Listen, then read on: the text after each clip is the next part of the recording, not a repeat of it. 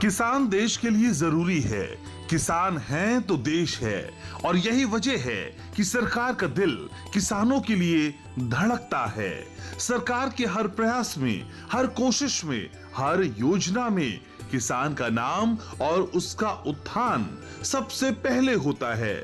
और इस बात की तस्दीक हाल ही में राज्यसभा में दिए गए केंद्रीय कृषि मंत्री के बयान से होती है। केंद्रीय कृषि मंत्री शिवराज सिंह चौहान ने एमएसपी यानी न्यूनतम समर्थन मूल्य को लेकर बड़ा बयान दिया। मेरे लिए किसानों की सेवा भगवान की पूजा है और यही मान के उनकी सेवा के काम में निरंतर लगे रहेंगे। एमएसपी पर किसानों को उत्पाद खरीदा है और अब भी पूरा उत्पाद खरीदेंगे। केंद्रीय कृषि मंत्री ने किसानों के साथ खड़े होने की बात को दोहराते हुए पिछली सरकारों को भी जमकर घेरा।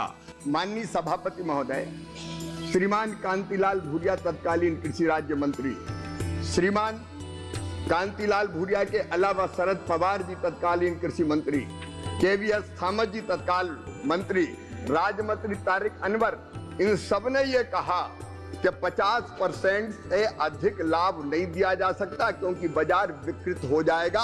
ऑन रिकॉर्ड मैं इसको पटल पर रखता हूं। माननीय सभापति महोदय, इन्होंने कभी किसान का आदर नहीं किया, कभी गंभीरता से लाभकारी मूल्य देने का नहीं सोचा।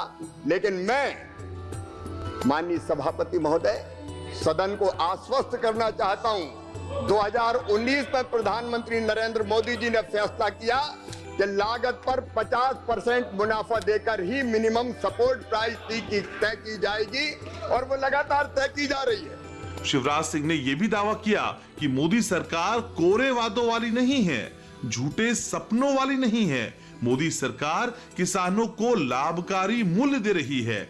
माननीय सभापति महोदय, सदन को आश्वस्त करना चाहता हूं, 2019 में प्रधानमंत्री नरेंद्र मोदी जी ने फैसला किया कि लागत पर 50% मुनाफा देकर ही मिनिमम सपोर्ट प्राइस तय की जाएगी और वो लगातार तय की जा रही है। इस सदन के माध्यम से सदन को आश्वस्त करना चाहता हूं कि मिनिमम सपोर्ट प्राइस पर किसान का पूरा उत्पाद खरीदा जाएगा। ये मोदी की सरकार है और मोदी की गारंटी पूरा करने की गारंटी है। यहाँ आपको ये भी जानना चाहिए कि एमएसपी क्या होता है। सरकार जिस न्यूनतम दर पर किसानों से फसलों की खरीद करती है उसे न्यूनतम समर्थन मूल्य यानी एमएसपी कहा जाता है। हालांकि खुले बाजार में इन फसलों का रेट सरकार के एमएसपी से कम या ज्यादा हो सकता है।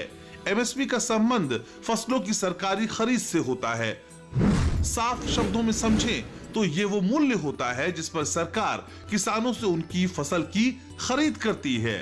इसका उद्देश्य फसल की कीमत में उतार चढ़ाव से किसानों को नुकसान से बचाना होता है।